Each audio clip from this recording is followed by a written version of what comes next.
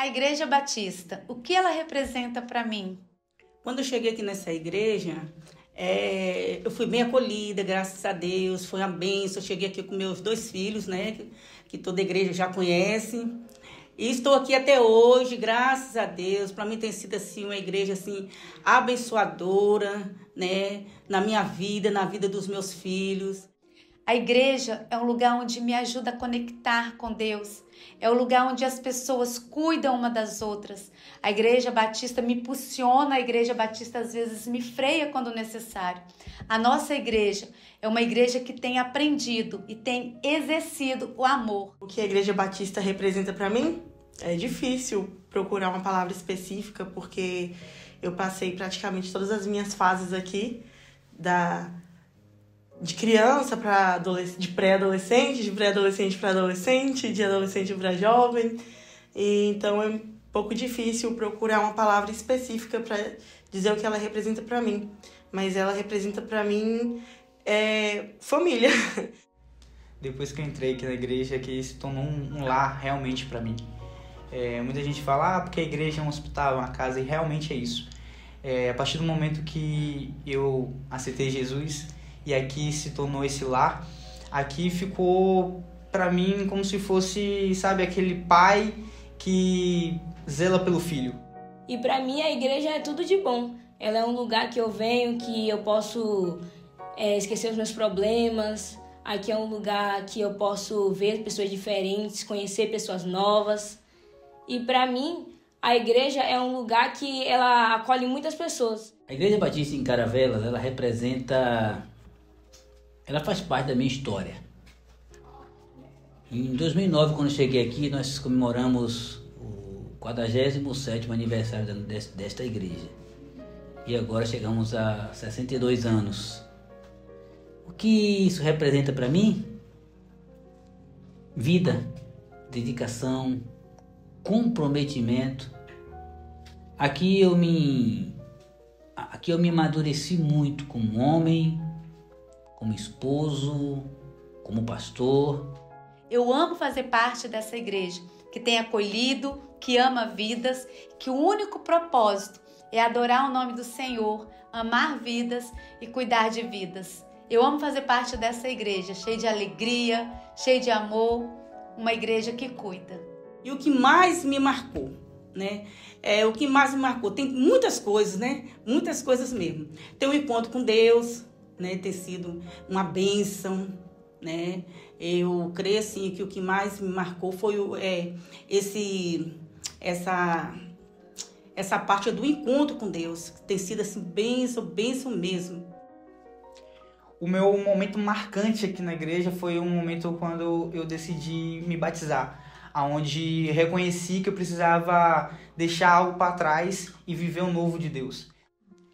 E o momento que mais me marcou na igreja foi quando a nossa igreja veio e entrou com a visão do MDA. Nossa, foi um tempo muito precioso, onde temos as células, todas as semanas nos encontramos com os nossos irmãos, onde temos também a oportunidade de evangelizar, levar pessoas nas nossas casas, assim como em Atos 2, né?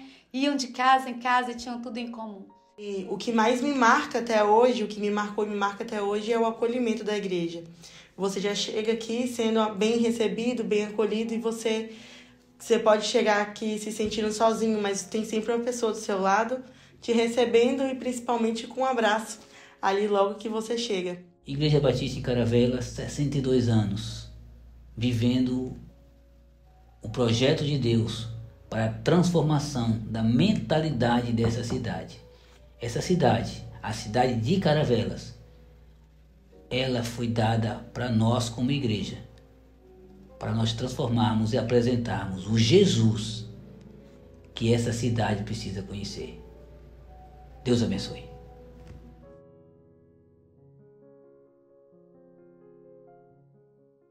Fala pessoal, estamos aqui mais uma vez no nosso podcast. Estou muito feliz de estar aqui. E você, Mi, tá bem? E aí, gente? Muito feliz também de estar aqui mais um podcast hoje com um convidado super especial que veio de fora, de longe, né, para poder compartilhar um pouco aqui com a gente. Já podemos anunciar? Podemos. O apóstolo João Geraldo. E apóstolo, tudo bem com o senhor? Tudo bem, graças a Deus, Lucas. Muito bem. Que bom. Se você não sabe, a gente está tendo a nossa conferência aqui na igreja nesse fim de semana, a Casa do Oleiro. E está sendo muito bom. Ontem foi uma bênção e nós tínhamos que aproveitar que o senhor está aqui para poder conversar um pouco, né? Ter um pouco mais da sua experiência. Eu queria que você começasse se apresentando para o pessoal que ainda não te conhece, quem é o senhor, seu nome da sua esposa, dos seus filhos, de onde você veio. Amém. Meu nome é João Geraldo Machado. Pela misericórdia do Senhor, ungido a apóstolo, e estou pastor num lugar chamado Jacupemba, no estado do Espírito Santo, município de Aracruz. Sou casado com a pastora Leda Maria. Nós viemos de Mato Grosso, ou fomos de Mato Grosso para o Espírito Santo. E somos natural de Goiás. Ah, de Goiás. De Goiás. Com 15 anos eu me mudei para Mato Grosso. E ela era também ali pelos 10 anos, foi para Mato Grosso. Tá. E em Barra do Garças nós nos encontramos. Uhum. E nos casamos em 16 de julho de 1983. Nossa. Estamos completando 41 anos de casado. Uau. Temos 3 filhos. Uhum. Eliana, a mais velha, está completando já 40 anos. Caramba. E temos um neto de 21 anos, o João Geraldo. É o mesmo nome. Uhum. Foi assim, me honraram com esse presente desse Legal. nome. E aí o segundo filho dela, o Arthur, Uhum. e o terceiro, Efraim. Aí temos também o Wesley, que é o nosso filho do meio, casado com Fernanda. E dela temos a Milena e a Isabela. Aí já temos 5 netos aqui. Caramba. O nosso caçula, o Leandro, casado com Roberta, tem uma filha também, Maria Clara. Deus nos agraciou com 3 filhos, 6 netos, alguns filhos adotivos e outros filhos espiritual que o Senhor tem nos dado também. E o senhor ontem você disse que tem 65 anos. 65 Rapaz, anos. você desceu daquele púlpito pulando. Ali tá bem Tocando demais. berrante sozinho. Rapaz. Jofá, né? Muito bom, pastor. E eu queria, assim, saber do senhor, acredito, assim, que, pelo que eu entendi ontem, você não nasceu num lar cristão, Não, né? na E eu queria, realidade não. e eu queria saber do senhor, como foi essa conversão do senhor, sabe? O que aconteceu? Foi um dia que você foi numa igreja, você estava em algum lugar? Queria que você contasse essa história pra gente. Rapaz, foi algo assim muito legal. Quando eu tinha 8 anos de idade, a minha avó, a mãe de mamãe, era crente já, ela era cristã, ela servia a Deus e orava por um neto. Nós éramos 3 netos. O meu primo mais velho, ele morreu de câncer no pulmão.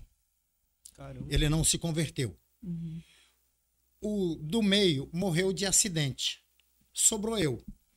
E ela dizia para mim assim, ainda criança, ela dizia para mim, me deixa assistir seu casamento, por favor. Meu Deus, pesado. E em 1983, já aos 25 anos, quando nos casamos, ela estava presente e ela pôde assistir nosso casamento. E o desejo dela era ter um neto pastor. E ela continuou orando, e até aí eu ainda não havia recebido Jesus.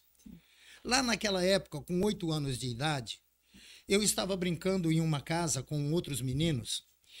Era 6 quilômetros de lá até a minha casa. A gente morava na roça e tinha uma passagem de um lugar, uma porteira de um lado, um mataburro de outro, e a notícia era que quando anoitecia, aparecia um caixão em cima daquele mataburro. E naquele dia, já anoitecendo, o dono daquela casa era um primo da minha mãe, por nome de João Henrique. E ele disse para mim assim, João, você não vai embora? E eu digo, vou. Ele disse, e o caixão? Nossa, aí a Aí cabeça... pronto, arrepiou da cabeça aos pés. Foi um negócio assim muito louco. E mesmo assim eu fui. E eu pensei, eu passo pela porteira. Mas o mataburro era do lado. O caixão ia aparecer muito igual. ponto de correr, não né? tinha. Mas quando eu cheguei naquele lugar, havia um lugar de mato, bem fechado, no goianês se chama de capoeira. E bem naquele lugar veio um pássaro de um azul celeste. Algo tremendo. Até hoje ainda isso mexe comigo assim profundamente. Caramba. E ele veio e pousou naquele lugar. E Deus começou a falar comigo. Naquele pássaro, o pássaro falava comigo. Sim. Falava do projeto dele na minha vida. Falava do projeto de salvação. Do chamado. Por que eu estava ali. E como ele iria usar a minha vida a benefício de outras vidas. E acabou o medo. Meu Deus. Eu não vi o caixão, eu vi Deus. Caramba. Foi algo assim tremendo para minha vida. E aquilo ficou na minha mente. Uhum. E depois da gente casado, eu bebia muito.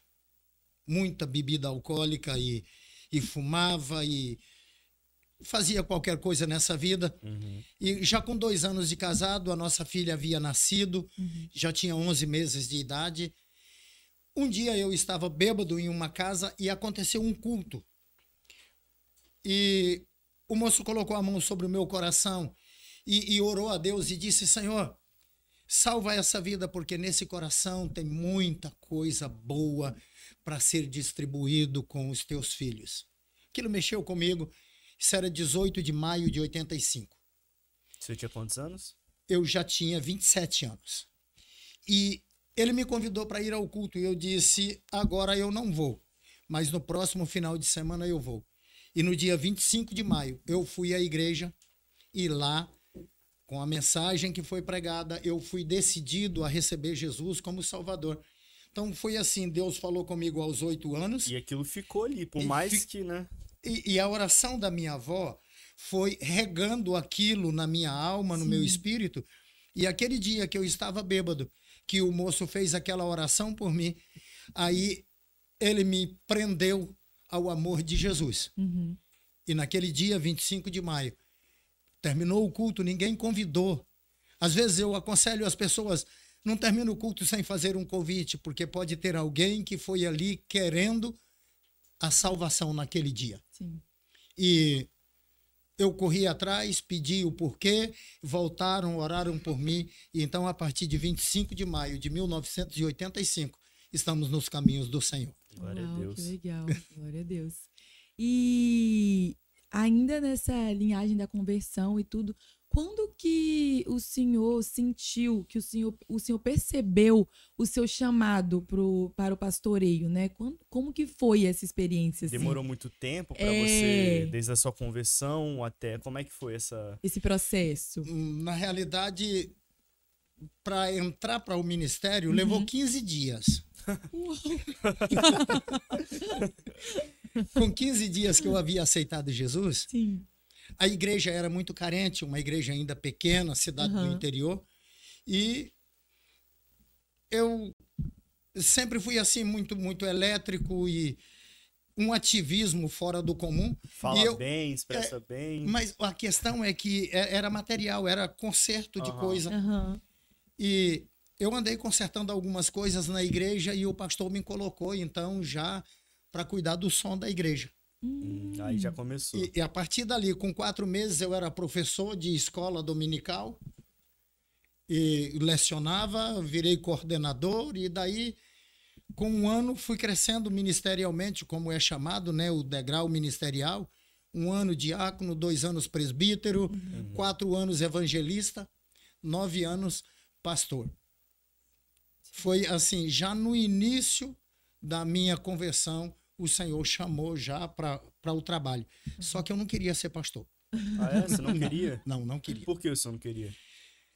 Eu compreendia que o trabalho pastoral, ele é árduo e de muita responsabilidade. Há uma experiência muito interessante, que a minha filha, ela é do dia 26 de agosto, e ela tinha dito para mim, no final de julho, que quando ela estava completando 37 anos, ela disse: eu tenho desejo de, no meu aniversário, comer carne de ovelha. E na véspera, então, no dia 25, eu fui a um lugar comprar uma ovelha. E quando nós chegamos lá, o dono das ovelhas estava soltando elas para o pasto. Saiu do aprisco e estava indo ali para o pasto. E quando ele nos viu chegando, elas estavam terminando de sair no corredor. E ele gritou de volta. E quando ele gritou, as ovelhas, elas baliram e retornaram para o aprisco. Ele fechou a cancela e disse para mim, eu escolhi aquela ali para você. Eu digo, tá bem. Ele pegou ela e levou para o local do abatedouro. Quando ele dependurou ela para abater, eu disse para ele assim, pastor tem que ter muita responsabilidade e caráter. E ele disse, por quê? Eu disse, porque as ovelhas confiam no pastor. As suas ovelhas estavam chegando no pasto, indo para a liberdade, tranquilas, a família de ovelhas tudo junto. Ao som da voz do pastor, elas voltaram, sem saber que o pastor ia matar. Caramba. Ele tremeu quando foi pegar na faca. E ele disse, eu nunca tive dó de matar uma ovelha. Mas eu quase soltava essa ovelha, porque essa palavra penetrou no coração e penetrou profundamente. E eu tinha esse pensamento. A vida das ovelhas, ela está sob responsabilidade do pastor. E é por isso eu não queria ser pastor. Eu achava que eu não conseguiria, eu achava que eu era talvez até irresponsável para assumir a vida de outra pessoa. Mas o Senhor chamou. E eu escolhi. E eu disse para o Senhor, depois que a minha esposa, a pastora Leda, o nosso pastor nos procurou e falou com ela sobre a convocação. E ela disse, pode convocar que a gente assume. Eu estava fora. Quando eu cheguei, ela me deu a notícia. Só de te surpresa. informou, né? Ela me empurrou nesse negócio. Mas depois de 2 anos que eu estava pastoreando, Deus voltou a falar comigo sobre a tristeza de ser pastor. E eu aceitei com alegria, porque o Senhor me alegrou. E então eu senti o chamado logo no início, mas eu fugia dele. E o Senhor me colocou nisso e aqui estou. E muito feliz por ser pastor e saber, eu posso cuidar de vidas, encaminhá-las para o Senhor, sabendo do peso e da responsabilidade. Glória a Deus. E você falou, eu sou apóstolo e eu estou pastor, né? No início da nossa fala, ontem eu reparei que o Senhor disse isso também. E eu queria que você falasse assim, qual é essa diferença do pastor e do apóstolo e por que essa fala, sabe? Eu sou apóstolo, mas eu estou pastor. Queria que você explicasse isso para mim. Correto. É muito legal isso. Legal, boa pergunta. É que o apóstolo, eu fui ungido apóstolo, então eu recebi esse título. E a função do apóstolo, na realidade, é pastorear líderes e pastores e implantar igrejas. Certo. Essa é a função do apóstolo. Ser cobertura, ser pai. E estar pastor, por que eu utilizo? É porque pastor, ele é população flutuante. Certo. Vocês são fixos. Vocês têm residências, têm propriedade e vocês vivem aqui. Dificilmente Deus vai transferir um discípulo, um membro da igreja. Dificilmente Deus vai transferi-lo de cidade. Remanejar para uma outra igreja. Isso. Deus não vai fazer isso. Mas o pastor, como ele é flutuante, ele não é residente fixo, então sempre ele está pastor em um lugar até Deus removê-lo para outro lugar. Nós estamos na 8ª igreja. Então, começamos em uma no norte de Mato Grosso. Hoje nós estamos no norte do Espírito Santo. Do norte do país para o sudeste. Então, assim, nós estivemos pastor em 7 igrejas lá e agora estamos na 8ª no estado do Espírito Santo. Por isso eu utilizo a palavra estou pastor, porque é temporário. Às vezes Deus dá graça para alguns que ficam 20 anos, 30 anos, e inclusive lá no nosso bairro, tem um que está há 35 anos na mesma igreja. Então ele é pastor ali.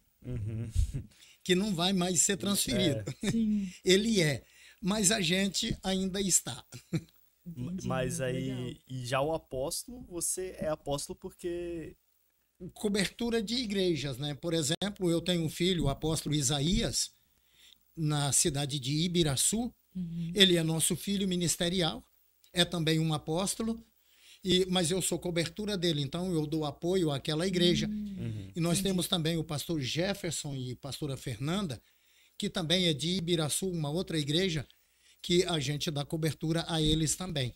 Então, a função do apóstolo mais é isso, implantar igreja, pastorear pastores e ser cobertura de igrejas. E o senhor acha que isso tem a ver com 5 ministérios, certo? Sim. Então a gente também deveria ter nomenclatura, eu tô falando, de profetas, mestres, evangelistas, da mesma forma que a gente tem pastores e apóstolos? O que a Bíblia diz? Efésios capítulo 4, versículo 11, e diz, e ele deixou uns para. Sim. E aí ele começa com apóstolo, profeta, evangelista, pastor e mestre. Os ministérios que Jesus deixou na igreja foram esses. Ele não deixou ministério diaconal, ele não deixou ministério de louvor, não deixou presbitério, ele não deixou bispado na igreja. Mas como surgiu isso, então? Que existem esses títulos. Então, eu creio que tudo começa pelo apóstolo. Eu creio assim, certo, que deveria ter, por exemplo, quem tem ministério profético, como nós temos em Linhares, que é conhecido de vocês, sim, profeta Maelson, profeta Ezequiel, profeta Jean e o profeta Alain. Jean e Alain, é perigoso a gente pegar e dar uma surra em um só pensando que bateu nos dois. muito parecido. São muito parecidos. Divide o mesmo... E o mesmo dom está neles. Sim. É algo tremendo aquilo. E eles são profetas de ofício. Certo. Os 4 são profetas de ofício. Então eu creio que se a Bíblia diz isso é verdade, então deve ter os 5 ministérios na igreja. Entendi. Pois qual a função do profeta? Trazer os mistérios de Deus à revelação do povo. Qual é a função do evangelista? Trazer pessoas para o Senhor. Qual é a função do pastor? Apacentar, aconselhar e edificar o povo. E do mestre? Trazer o ensino, a doutrinação. Então, eu acredito que a igreja, às vezes, peca em não edificar os 5 ministérios que Jesus deixou. Então, na mesma igreja local, deveria desenvolver os 5 ministérios. Isso. E uma igreja local mesmo tem que ter todo esse tipo de ofício. 1 Coríntios capítulo 12 fala do corpo. Certo. E o apóstolo Paulo pergunta, são todos apóstolos, são todos profetas, todos têm dons de curar? Aí ele vai dizer dos membros do corpo. E aí ele diz que nós somos membros do corpo de Cristo. E aí eu te pergunto, se tirarem o seu braço direito, ele morre. Ele morre. Certo. E você terá a mesma função? Não. Terá completa função? Não. A igreja como corpo, se ela tiver os 5 ministérios funcionando no local, ela tem muito mais possibilidade de crescer, atrair o milagre e a presença do Senhor. Então, por isso eu entendo que a igreja local deveria ter todos os ministérios que Jesus deixou. Entendi. E hoje, na verdade, desde sempre, né? Mas hoje o assunto sobre avivamento e tudo é algo que tem circulado muito, né? Pelas igrejas, é algo que a gente tem clamado muito, orado muito, né? A gente vê várias igrejas nessa mesma linhagem, nesse mesmo propósito. E a gente queria saber o que o senhor sente que Deus está querendo hoje, nos dias de hoje, para a igreja brasileira. Porque, como eu falei, a gente vê várias igrejas, não só no Brasil, mas também no mundo, ao redor do mundo, nesse mesmo propósito de clamar por avivamento. Então, a gente queria saber do senhor, o que o senhor sente que Deus está querendo hoje para a igreja brasileira? Deus está querendo levar a igreja, isso o entendimento que eu recebi do Senhor, Deus está querendo levar a igreja brasileira, que é um celeiro de missionários, de profetas, é um celeiro de pastores. Deus está querendo levar a igreja à unidade. O avivamento ele só poderá chegar quando houver unidade. Sim. Ainda hoje, a gente vê muitas denominações evangélicas com divisão, ainda pensando, é aqui que é o lugar certo, é aqui que é o lugar certo. Ou seja, o lugar certo da sua mão direita é na ponta do braço direito. Que se a sua mão direita for para a ponta do braço esquerdo, você vai ficar com a mão contrária. É verdade. E o que é que tem acontecido? Tem cabeça querendo ser pé, tem nariz querendo ser joelho, tem lábio querendo ser orelha, e dessa maneira virou uma confusão, e cada um quer ter a sua vantagem. E na realidade o que Deus está querendo, a trazer o avivamento, é que todos se unem. Quando aconteceu a pandemia, por exemplo, o povo começou a orar. Alguns esfriaram e distanciaram. Outros se uniram mais e buscaram mais a presença do Senhor. Depois que aconteceu aquela catástrofe de janeiro, o povo foi para a rua orar. O povo se dobrou de joelho, várias denominações juntas. E Deus está querendo o que então? Para trazer o avivamento, unir a nós. Ou seja, nós ali em Aracruz, vocês aqui em Caravelas, mas unidos no mesmo espírito, com o mesmo propósito. E o avivamento será derramado. Eu creio que Deus quer o quê? Unir a igreja, para que todos compreendam que ele é um só e a igreja é uma. O dia que ele chamar a igreja, ele não vai chamar denominação, ele vai chamar a igreja, a noiva. Isso, exato, essa palavra, a noiva. Ele vai chamar a sua noiva. E é interessante, né, que como esse contexto de tribulação, de perseguição gera unidade, né? Você vê na igreja do Oriente Médio, eles não têm esse problema, porque se você for crente, você vai morrer, possivelmente. Então eles não têm, não gosto de fulano, de tal denominação. Não, é todo mundo junto, porque é gente contra o mundo. Então, esse contexto, né, de Covid, de perseguição, de tribulação, sempre faz com que a unidade comece a largar as besteiras de lado, né? Tipo, cara, vamos olhar aquilo que dá pra gente caminhar junto e vamos focar no que a gente tem em comum, não no que a gente tem de diferente. Correto. Né? Algo desse... Mais ou menos isso aqui. Eu vejo aqui uma taça quase cheia. Mas existem pessoas que olham para ela e dizem que ela está quase vazia. Sim. Então, tem muito a ver com a visão que nós temos e com o que você faz com a quantidade de líquido que você tem na taça. E como nós somos vaso, o Senhor vai colocando em nós do seu espírito, vai colocando em nós do seu conhecimento e nos direcionando. E quando a gente começa a compreender, ontem eu falava sobre receber o Espírito Santo. Quando você recebe o Espírito Santo, ele vem com o quê? Com tudo que ele tem ou ele vem com parte do que ele tem? Com tudo. Certo. Completo. É uma pessoa, né? É uma pessoa. Inteiro. Então a gente diz assim, nem todas as pessoas têm todos os dons do Espírito Santo.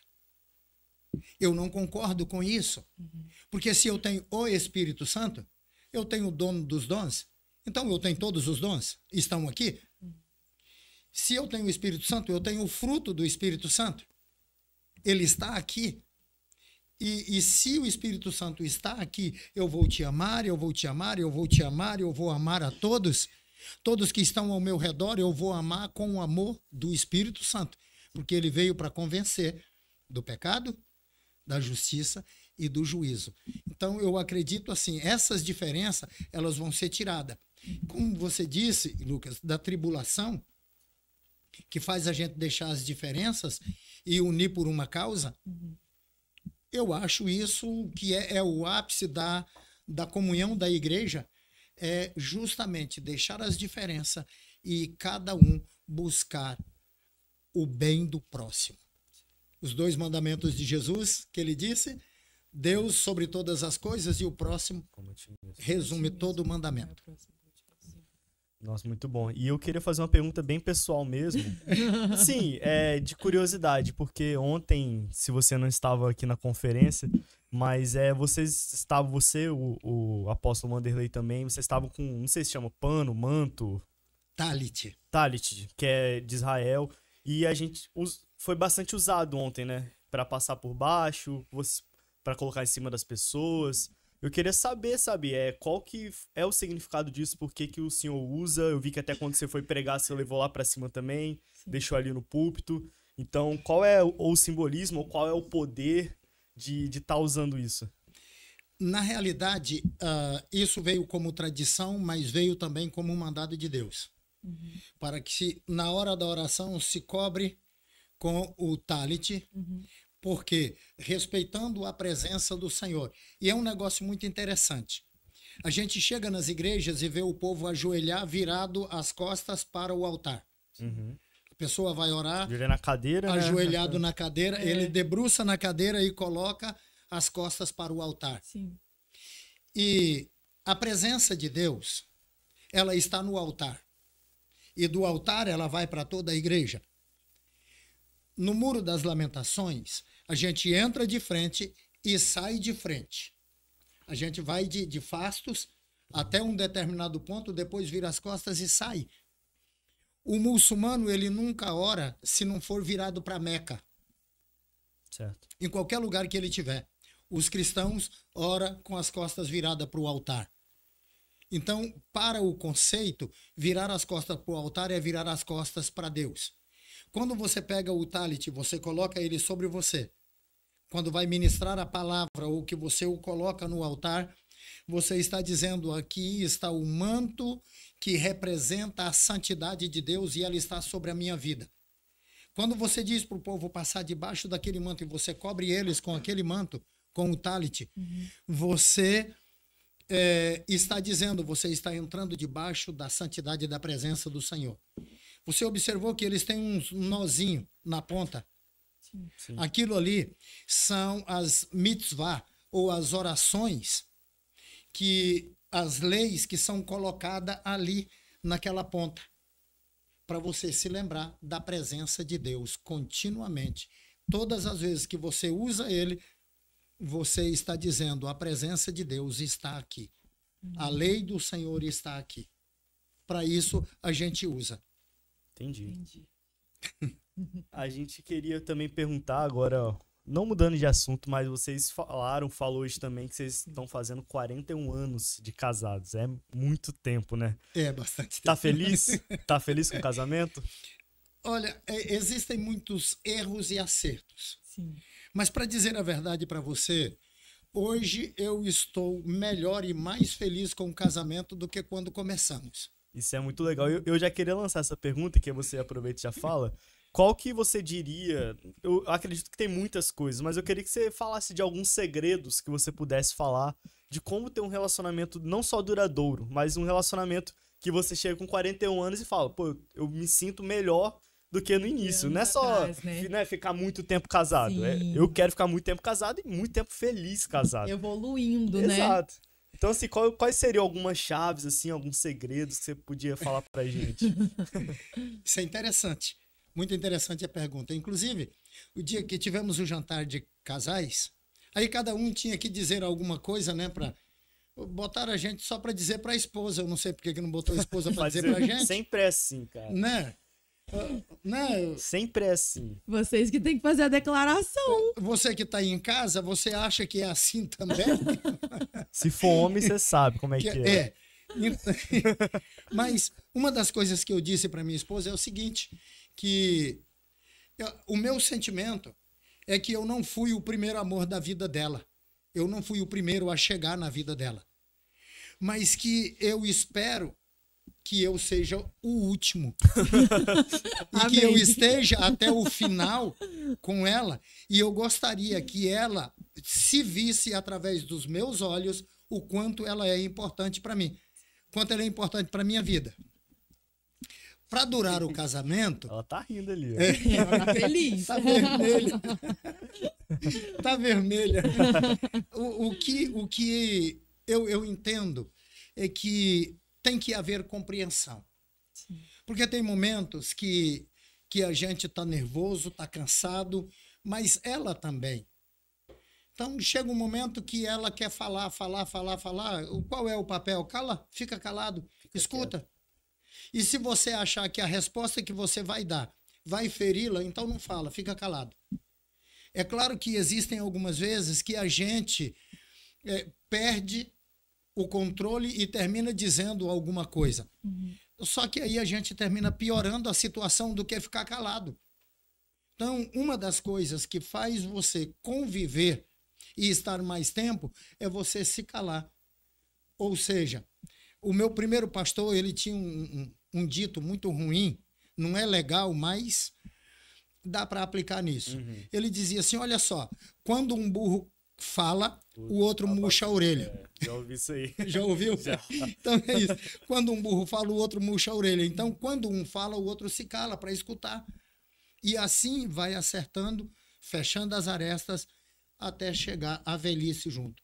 Papai e mamãe viveram 64 anos e 2 dias. Papai faleceu quando ele completou 89 anos e 2 dias. Nossa. E havia vivido com mamãe 64 anos e 2 dias. Uau. Caramba. Eu espero chegar lá. Vai com certeza. Do jeito que o senhor tá pulando de púlpito aí, com 75 anos, vai chegar com certeza. E, apóstolo, ainda nesse assunto, né, de família, casamento, a gente tem muitas famílias que assistem nosso podcast, muitos casais. Minha mãe mesmo sempre está aqui assistindo. Verdade. E a gente queria saber da tua visão, qual que é o maior desafio na criação dos filhos? Desde a tua experiência, mas também nos dias de hoje, que eu acredito que esteja ainda mais difícil, né? Seja um desafio ainda maior. O desafio, na realidade, no meu entendimento, é você manter a paternidade e a maternidade. Manter. O que tem acontecido é que tem sido terceirizado. Certo. Tem sido terceirizado. No afã de conseguir as coisas, de ter um valor, marido e esposa trabalham fora. Geram filhos e colocam na creche. Tem pouco tempo. Não consegue dar uma educação para os filhos. Por quê? Porque leva um sentimento de culpa. Eu não posso corrigir o meu filho porque eu não tenho tempo com ele. Se eu não estou ensinando, como que eu vou cobrar que ele Exato, saiba, isso, né? Então, se a pessoa terceiriza a educação do filho, então fica difícil educá-lo porque fica com dó, porque eu já não estou com ele durante o dia todo, então eu tenho um momento só à noite, eu ainda vou corrigir, não deixa fazer o que quer. E assim tem criado essa sociedade que nós estamos nela. Antes, a mãe se dedicava à educação dos filhos. Biblicamente, a obrigação de educar os filhos é da mulher. Porque o conceito é que ela tem mais tempo com os filhos, ela tem mais tempo com a família. O pai tem que prover, tem que trazer, tem que ensinar o menino a ser homem e a mãe ensina a menina a ser mulher. Mas aí que fica.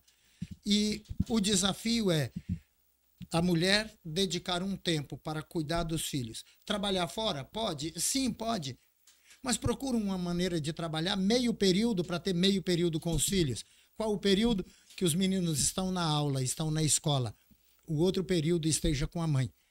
Esse é o desafio. Aceitar, trabalhar menos fora e cuidar mais da casa, cuidar mais dos filhos. Esse é o desafio e o que cria a nossa sociedade como está.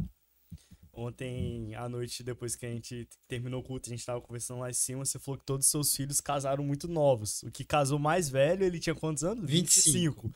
25 anos. E o senhor casou com? 25. E você estava se sentindo velho já quando você casou. Está. Você falou. Eu queria saber, assim, até pelos seus filhos terem casado novos, isso era um incentivo de vocês? Foi a forma de criação? Por que eles quiseram casar novos? Tinha a ver também com o senhor, sua esposa? Ou foi tipo a escolha deles, um desejo natural assim que surgiu? Na realidade foi um desejo natural. Porque a Eliana, por exemplo, a nossa filha mais velha, ela começou a namorar um moço e eu disse para ela, não faça isso, você é muito nova, mas os hormônios estavam em erupção e ela desejou se casar. E mesmo a gente aconselhando, eu e a pastora aconselhando, não faça isso, não case agora, mesmo assim ela decidiu se casar. Não impedimos, fizemos a festa de casamentos para ela e abençoamos. O Wesley, que se casou com 17 anos, a esposa dele é 2 anos mais velha do que ele. E eles se engraçaram um com o outro e tiveram um relacionamento assim muito próximo. E de repente o pai da moça disse, tem que casar. E eu disse, eu concordo, se ele quiser. Não, você tem que obrigar. Não, eu não tenho que obrigar. Até porque ele é menor de idade e a sua filha é maior. Sim. Então, não tem obrigação. Sim. Mas se ele tiver disposto, e o desejo dele era se casar. E está casado com a mesma mulher até hoje. Então, o Leandro, que é o caçula, ele foi mais assim, trabalha aqui, trabalha ali, e até que ele encontrou alguém que compreendeu ele e que trouxe ele para o caminho direito, educou ele e ele se casou. Mas não foi porque a gente incentivou, foi desejo deles. Desejo de se casar. E eu acho que o mesmo desejo que eu tinha quando era criança... Passou de geração em geração. O meu primeiro desejo de casar, eu tinha 5 anos de idade. Minha mãe me deu uma surra. Passou na hora, né? Passou na hora o desejo. Passou.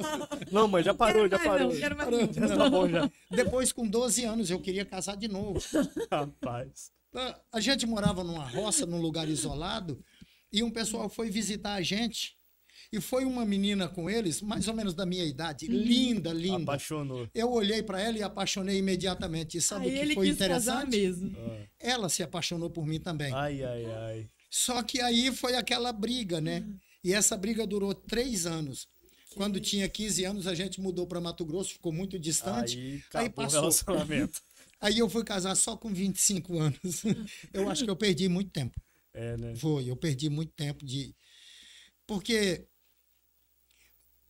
você pode observar que são poucos os solteiros que conseguem possuir alguma coisa. Quando nos casamos, a gente não tinha nada. De vez em quando eu brigava e dizia, eu não tenho nenhum couro para dar acesso em cima. Então, mas quando a gente casou, de repente nós conseguimos montar a nossa casa, nós conseguimos montar aquilo que a gente precisava dentro de uma casa. E então constituímos família, tivemos filhos e Deus sempre proveu. Porque Deus disse, deixará o homem pai e mãe, unir-se à sua mulher e os dois serão uma só carne. E aí Deus abençoa porque você cumpre o primeiro mandamento do Senhor, que é deixar pai e mãe, unir a sua mulher e os dois constituírem família. Que massa. Então não foi incentivo nosso, os filhos, mas acho que... Mas ficou feliz, né? Terminaram vendo a nossa vivência e quiseram... eu quero isso também. Então, assim, eu queria que agora você deixasse uma mensagem pro pessoal que está nos assistindo. A gente sempre deixa esse momento. Se você quiser falar algo que Deus tem falado com você, se você quiser algo que Deus tocou no seu coração, que você ficasse nesse momento muito livre para deixar um recado pro pessoal que está nos assistindo. Tenho certeza que vai ser muito... Já foi muito bom esse episódio, mas queria que agora você tivesse esse momento livre para você. Você pode olhar para essa câmera. Muito bem. Muito bem, pessoal. Primeiro, estar aqui em Caravelas é uma honra, com o apóstolo Vanderlei, a apóstola Resilda, e melhor ainda, estar acompanhado com a minha esposa, a pastora Leda, e poder ministrar aqui com vocês e celebrar 62 anos dessa igreja nesse lugar e saber que esse município aqui é um dos lugares onde iniciou a nossa nação. Sim. Por onde entrou, muitas vezes, o progresso, entrou dinheiro, saiu também, mas entrou, eu acho que entrou mais do que saiu, porque ainda tem até hoje, e é um negócio interessante. E eu louvo a Deus por isso, e para você que está em casa, que nos assiste, eu te faço um convite. Procure sempre assistir esse momento, porque Deus tem uma palavra para você. Amém. Esse povo que está aqui organizando isso tem uma preocupação em levar uma palavra de conforto para o seu coração levar experiências e fazer você conhecer que não é só você que passa por luta, por dificuldade, que passa por tristeza, muitas vezes por desengano. Existem muitas outras pessoas que teve uma vida difícil, mas chegou até aqui, e você pode passar disso e ser melhor. Eu me lembro da palavra de Paulo, no capítulo 1 aos Efésios, versículo 3. Olha para isso. Ele diz assim: bendito seja o Deus e Pai de nosso Senhor Jesus Cristo, que nos abençoou com todas as bênçãos espirituais nas regiões celestiais em Cristo Jesus. E quando eu olho para isso, eu entendo que essa palavra, ela é para os nossos dias hoje. O povo diz que hoje está muito difícil para tocar a vida, está muito difícil para viver. E isso é um engano, o inimigo colocou isso diante das pessoas. Ele colocou isso assim para que você desanime e você não vá em frente.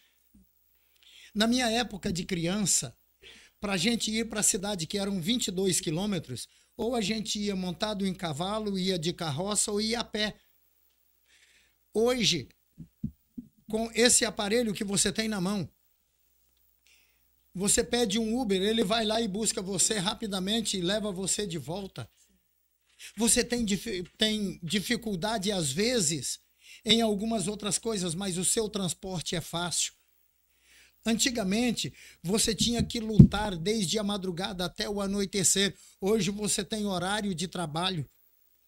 É designado o horário de trabalho, então hoje está mais fácil. Jesus disse assim, que se a gente crer nele, como diz a Escritura, faríamos a obra que ele fez e obras maiores ainda. Eu estou distante 294 quilômetros.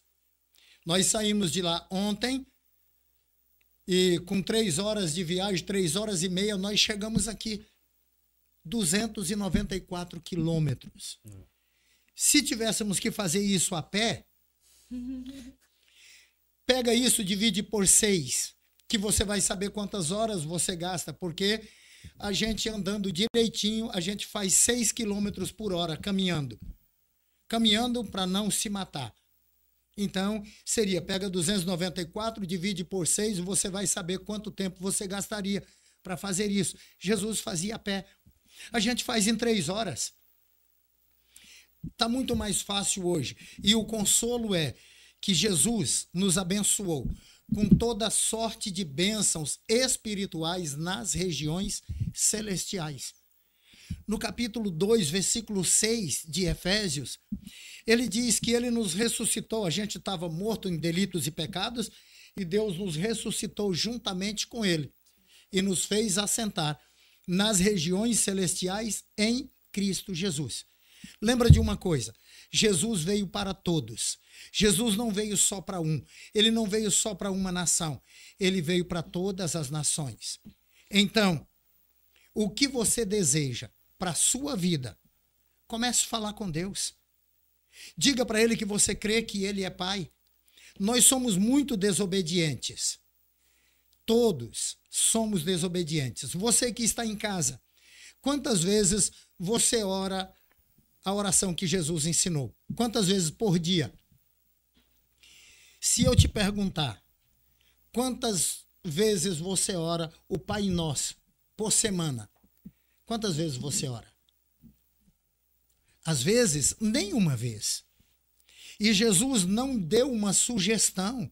Mateus capítulo 6, Jesus diz, vós orareis assim. Isso é imperativo, isso é uma ordem. E nós não oramos. Ele disse, você quer alcançar? Ora assim, ora dessa maneira. E como ele diz, Deus sempre quis ser Pai, ele não quis apenas ser Senhor. E como então a gente pode entender isso? Jesus disse, você vai orar assim, Pai nosso que estás no céu. Isso é como está escrito na Bíblia, eu estou dizendo para você. Ele disse, Pai nosso que estás no céu, santificado seja teu nome, venha o teu reino, seja feita a tua vontade, assim na terra como no céu. O pão nosso de cada dia nos dá hoje, perdoa nossas dívidas como nós perdoamos aos nossos devedores. E não nos induz à tentação, mas livra-nos do mal, pois teu é o reino, o poder e a glória para sempre. Amém. O que você quer alcançar? Coloca diante de Deus o que você quer e faça essa oração. Obedeça o que Jesus disse e diga para ele: Senhor, estou obedecendo a tua palavra, o teu mandado. Por favor, atende-me em nome de Jesus. Jesus disse: tudo que pedirdes ao Pai em meu nome, eu o farei. Quem é que faz? Jesus. E nós temos que fazer o quê? Pedir a ele. E João escreve dizendo que Jesus falou assim: sabe por que vocês não receberam nada até agora? Porque ainda não me pediu. Então, se você pede as bênçãos espirituais, elas virão para você e elas chegarão na sua casa, abençoarão os seus filhos e farão de você um instrumento de bênçãos.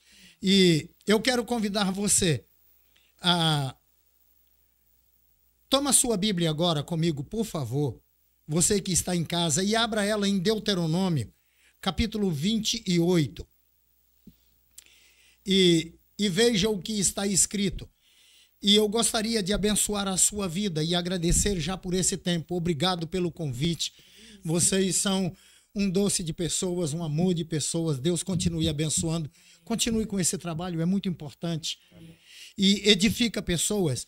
E Moisés escreve em Deuteronômio o seguinte: se vocês obedecerem fielmente ao Senhor, o seu Deus, e seguirem cuidadosamente todos os seus mandamentos que hoje dou a vocês, o Senhor, o seu Deus, os porá acima de todas as nações da terra. Todas as bênçãos virão sobre vocês e acompanharão se obedecerem ao Senhor, seu Deus. E ele começa a relatar aqui, até o versículo 14, as bênçãos quais são. Você será abençoado no campo, na cidade, o teu cesto, a tua amassadeira, o fruto do teu ventre, as crias dos teus animais, será abençoado ao entrar, ao sair. Em tudo quanto você fizer haverá prosperidade, se você crê na palavra que está escrita. Na palavra do Senhor, na bênção do Senhor para a sua vida. Ele quer te abençoar com toda sorte de bênção espiritual nas regiões celestiais. E tudo acontece de lá para cá. Então, que o Senhor te abençoe, te dê direção, te dê graça, te dê sabedoria e autoridade para que você possa viver as bênçãos que estão preparadas para você e para a sua vida. Amém. E vocês, com essa equipe, sejam prósperos e abençoados. Amém. Que a vida pessoal de vocês seja completamente regada com a graça e com o poder do Senhor. Amém. Deus abençoe. Obrigado por esse tempo e pelo convite de estar aqui com vocês. Foi um prazer nosso, apóstolo. Muito obrigado. Foi muito bom, né? Muito demais. A gente que agradece. Foi muito bom. Espero que o senhor tenha gostado e que tenham próximas vezes, né? Amém. Que a gente possa conversar outras vezes. Gostei, amei. Que bom que o senhor gostou. Muito bom. A gente fica muito feliz também.